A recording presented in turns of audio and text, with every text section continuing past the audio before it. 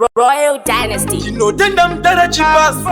pambi vanotipa mabafu Mobstar yakachinja sichasi STODART kaingoti Buyaka. Polisi yauya polisi ndakapedza basa yakashaina kuita polishi ndini ndakatiza dance ndakaimba musati mazara vanhu vopo vakasvika ndaimba kudhara ndaive nepfuti dzine mabara polisi rayoti yapeta pawa backstage ndakakwira nemangongongo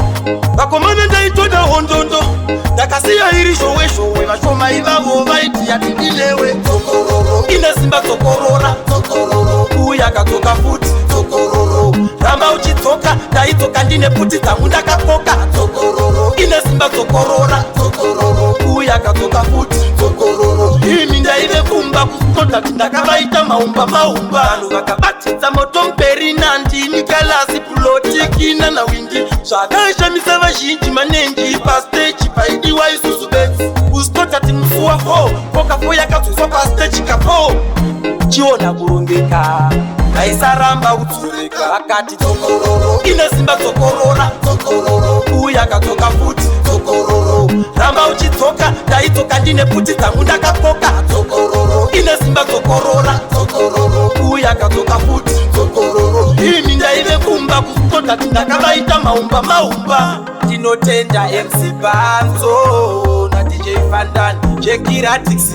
Lua isisi nenzimaka chisamufume ndigona levels ndovaisa ma1 drop maridhimu ndichimamhanya non-stop mabhana aBuyaka anga akazara giraundi rese ende mafanzi lero Dzokororo ine simba dzokorora Buyaka dzoka futi Dzokororo ramba uchidzoka ndaidzoka ndine pfuti dzangu ndakakoka Dzokororo ine simba dzokorora Buyaka dzoka futi Dzokororo imi ndaive kumba kuSTODART ndakavaita maumba polisi yauya polisi chanetsa polisi kuSTODART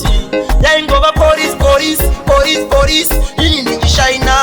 kushaina kuita polisha nasi ndikutaurwa senhamo ya polisi Dzokororo ine simba dzokorora Buyaka dzoka futi Dzokororo ramba uchidzoka ndaidzoka ndine pfuti dzangu ndakakoka Dzokororo ine simba dzokorora Buyaka dzoka futi Dzokororo imi ndaive kumba kuSTODART ndakavaita maumba Mobstar.